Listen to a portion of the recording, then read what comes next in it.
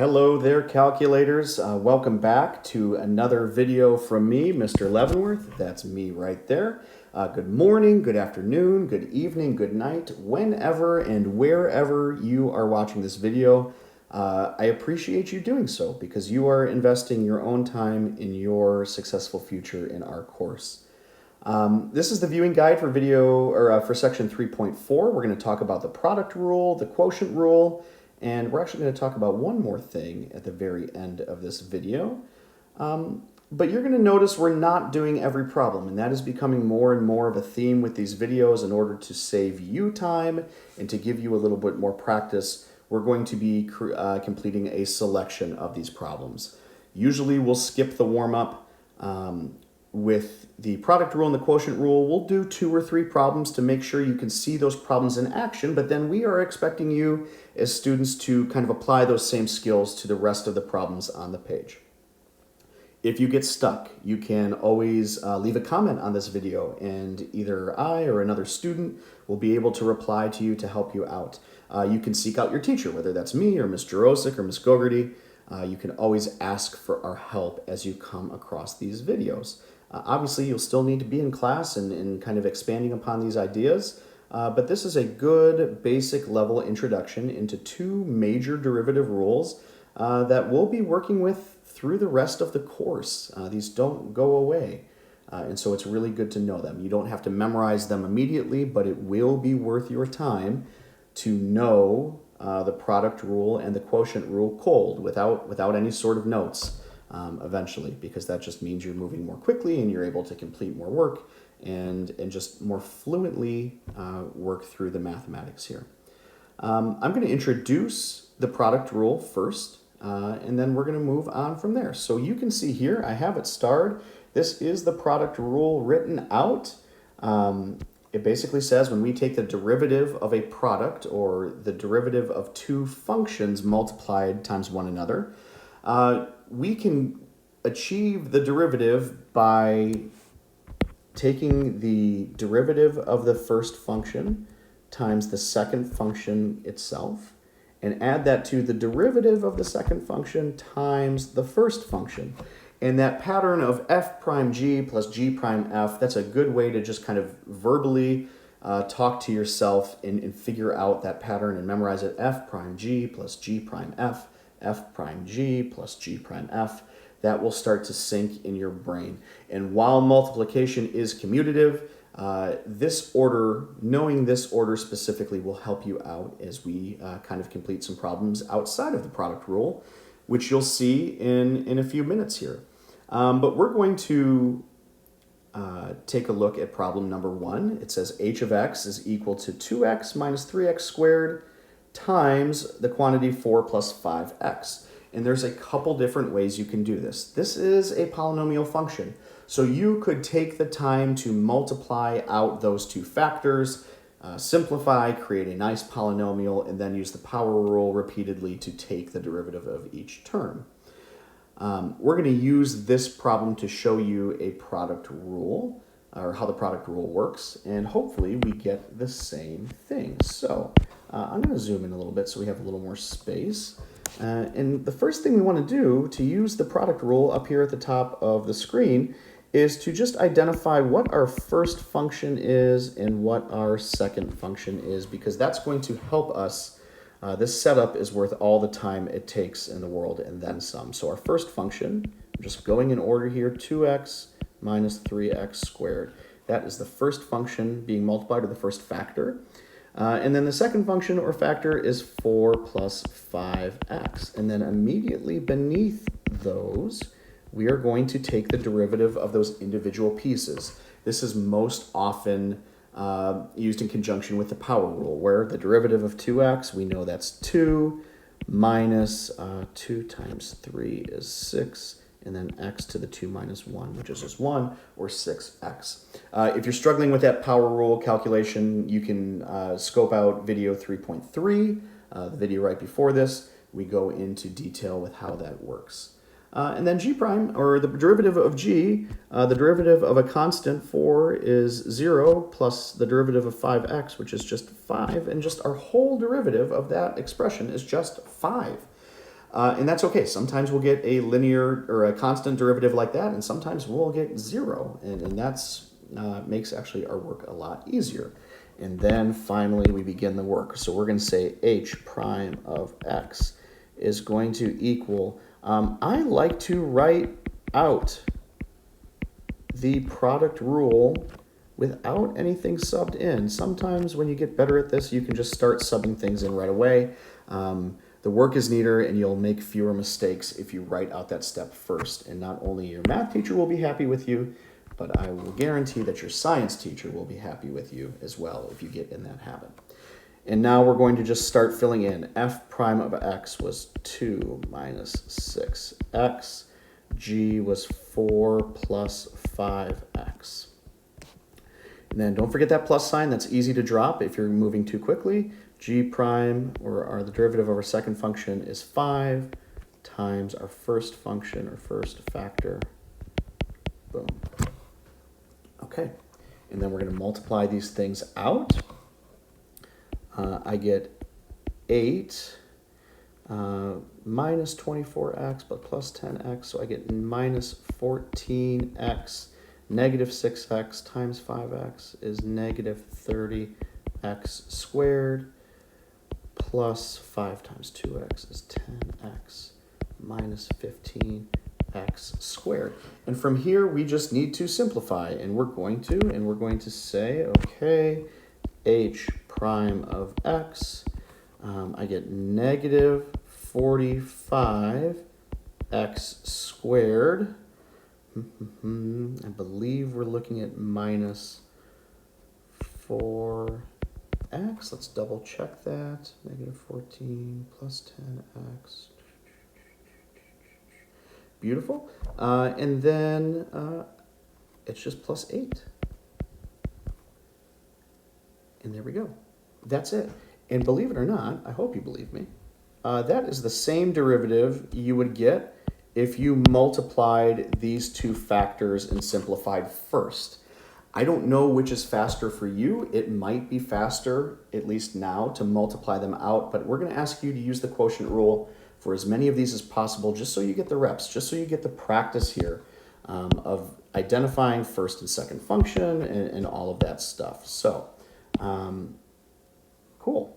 We're going to move on to number 3. Again, 2 and 4, we're going to leave for you on your own or with your teacher, depending on how your class likes to run.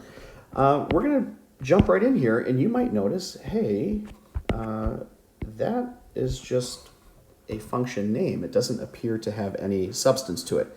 And that's okay. Sometimes that happens, and it's important for us to know how to deal with it. So we're going to start the same way. We're going to identify our first function and our second function. Our first function is the square root of x, but remember, it might be easier to say that's x to the 1/2, so you can apply the power rule and take the derivative. Our second function is just g to the x. We don't know anything else more about it, and that's okay. And then finally, or not finally, but next, we're going to take the derivative of each one, so that is 1/2 x to the negative 1/2. The derivative of g, we don't know what it is, so we can just, and we can only write g prime of x. And then we're going to use the derivative. Keep in mind, this is a y equals, and our main variable is x, so we have learned that we should be just best calling this dy over dx. You could also use y prime if you so choose.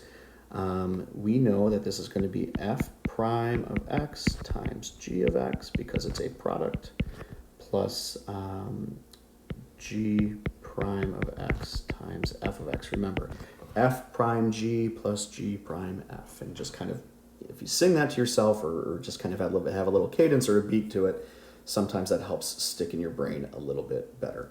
And then we're going to substitute all those values.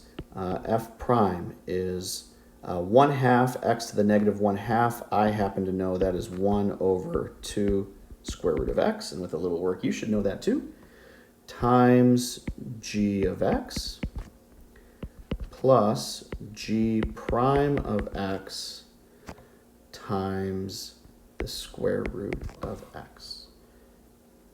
And we don't have really much better than that. The only way you might want to algebraically simplify, and we can even interchangeably use y prime is equal to g of x over 2 square root of x plus g prime of x square root of x. And because we don't know what g was, that's the best we can do, and that's okay as long as you try your best and show all your work. We are left with that answer, and that is completely acceptable. All right, that one, shockingly, went a little bit quicker, and if you needed some time or if you need to see it again, just pause and rewind. Again, I said I was going to leave 2 and 4 for you. Let's see what else we have to deal with. I think we have a few more product rule problems we do, and I would like to take a look at number 7. You should be able to do all of these with a little bit of practice, and surely you will have questions, but that doesn't mean we don't address these. So here we go. Let's focus on number 7, because number 7 is a good example of something we haven't seen yet. With a transcendental function of e to the t, we're using a t variable instead of an x. That shouldn't scare us, and we won't let it. Here we go. It is a product. It is 4e to the t power times the square root of t. And actually, this 4 is just a constant multiple. So when I identify my first function, I'm just going to write e to the t. If you write 4e to the t, that's totally okay. It will still work, I promise. And then g is equal to the square root of t, which remember is equal to t to the 1/2. And the reason we write that power function that way is because that is so much easier to take the derivative. Derivative of e to the t is e to the t. It's like magic. And the derivative of g is 1/2 t to the negative 1/2, otherwise known as 1 over 2 square root of t. And then we say, okay, f prime of t is equal to the product rule. Now, it gets a little dicey here when we write out the product rule because we're used to seeing the product rule in terms of f's and g's. And as long as you kind of reconcile that with yourself, we can still write this out and be safe. So remember, it's f prime of t times g of t is equal to, or should be plus, f prime g plus g prime f. And as soon as we sub those things in, and maybe even to be safe with your notation, let's just take that out of there and just write product rule. That might even be better.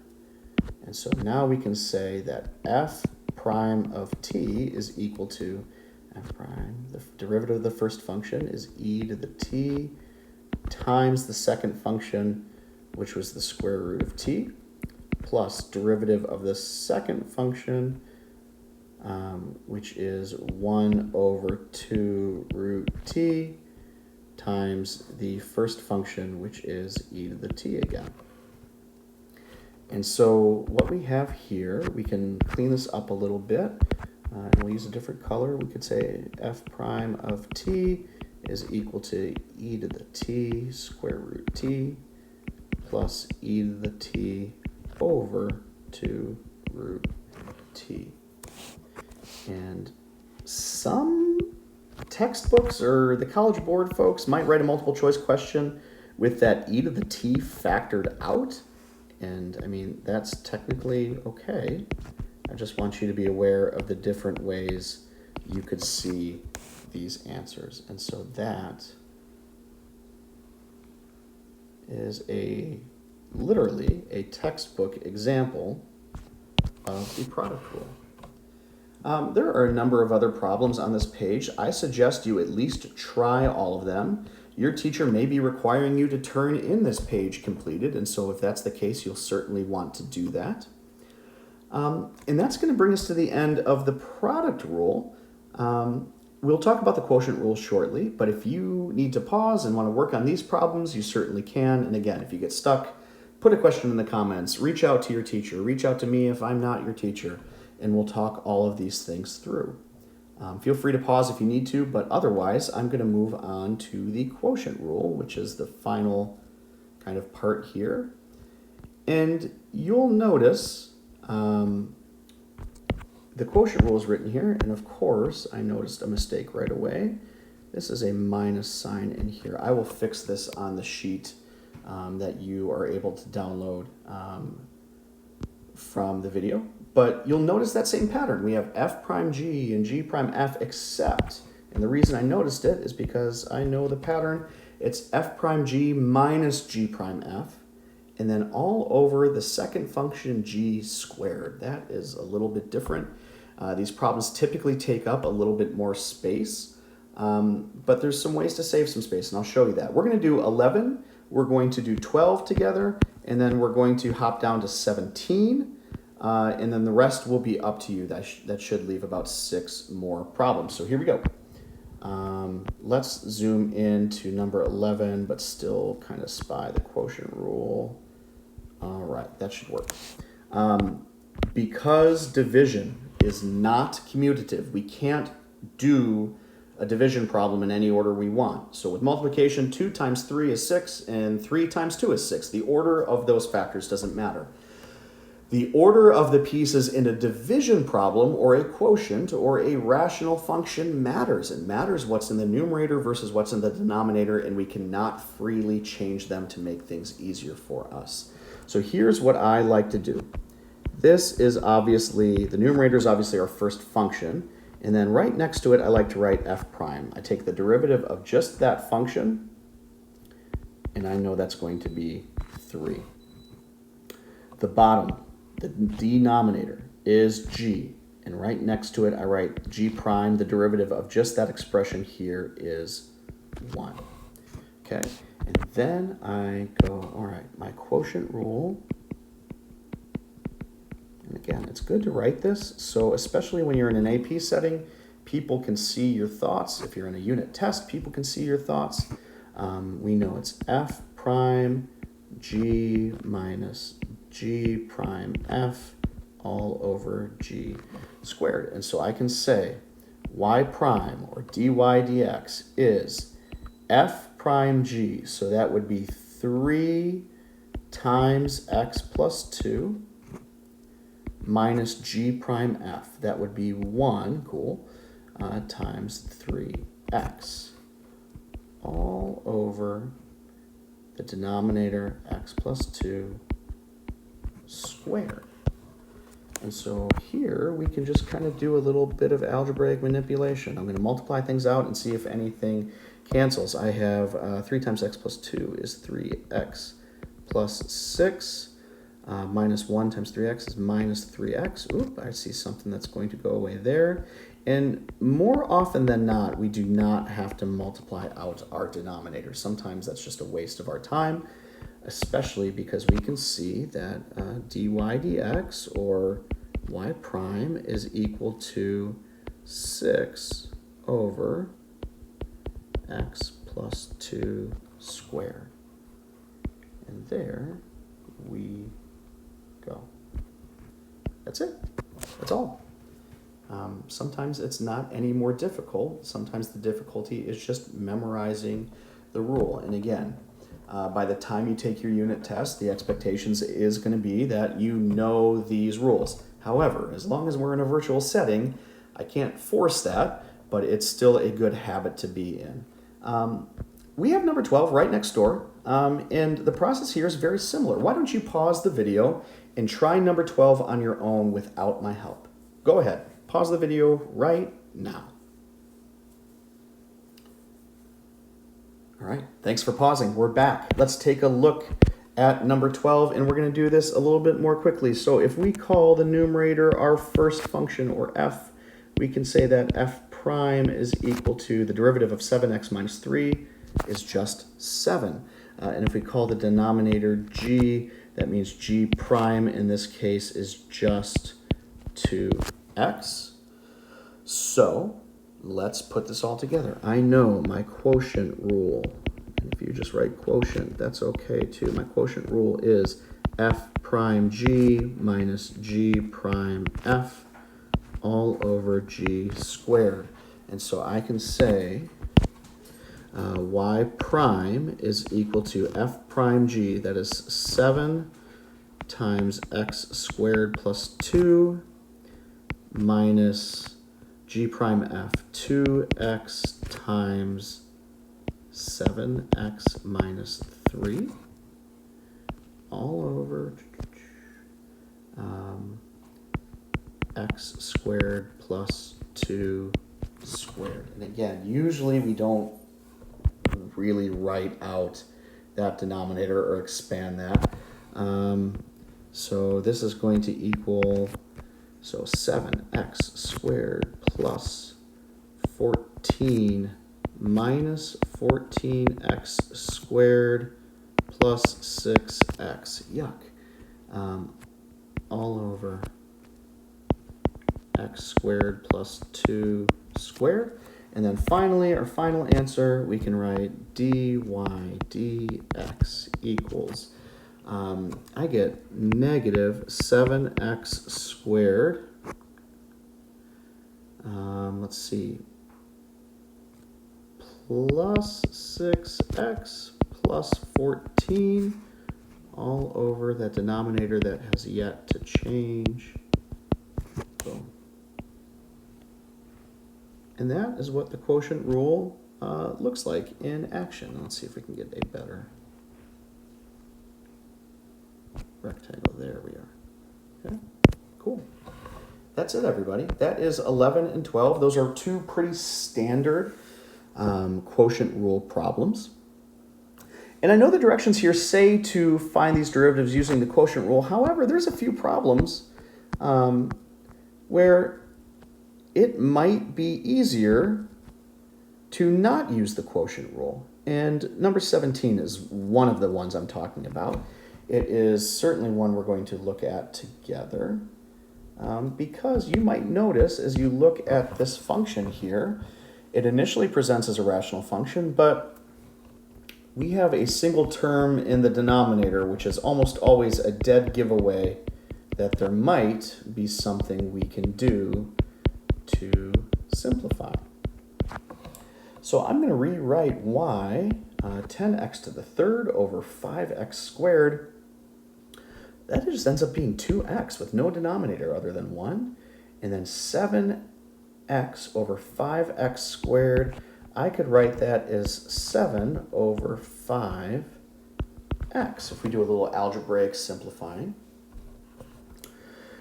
And then when I take the derivative, I can use the power rule because remember, if we take one extra line, one extra step, and just call this 7/5 x to the negative 1, we don't have to mess with the quotient rule. We can just do two power rules and we're out of here. Dy dx is 2 negative 1 times positive 7/5 is minus 7/5 x to the negative 2, and then we can just write our final answer nice and clean. Y prime is equal to 2 minus 7 over 5x squared. And that's it. That's all it is. Some of these problems are kind of masquerading as quotient rule problems when you really don't have to do that much work. So again, I've done 11 and 12 and 17. You should be trying the rest, especially if your teacher requires that you turn these in completed to them. And then there's one last thing in this section that's pretty simple, but I want to show you a problem. After we get past a derivative, you can actually have more than the first derivative. There's second derivatives, there's third derivatives. We can basically keep taking derivatives forever and ever. So if I ever ask you for the second derivative of a function, like I'm doing in number 20 here, all you have to do is just take the derivative twice. So in order to get to the second derivative, and that's denoted with two little tick marks there, we would first say f prime, or the first derivative is power rule, 9x squared plus 10x and then the derivative of this constant -3 is 0. And then to get the second derivative of x, I just take the derivative of the derivative, and I get 18x plus 10. And I'm not kidding when I say that is all you have to do in a problem like that. Now, obviously, the derivatives are sometimes a little more complicated than that, but you can handle it. You're awesome. And on that note, we are going to close out the video. We're going to say that's it. That is all you need to at least get started in 3.4, especially with the problem set. Will give you a lot more practice and problems such as these. Thank you for your time whenever you happen to be watching this. And please make sure to leave any questions in the comments. I'll be watching those as carefully as I can. And I look forward to doing another video for you soon. See you later, everybody. Bye-bye.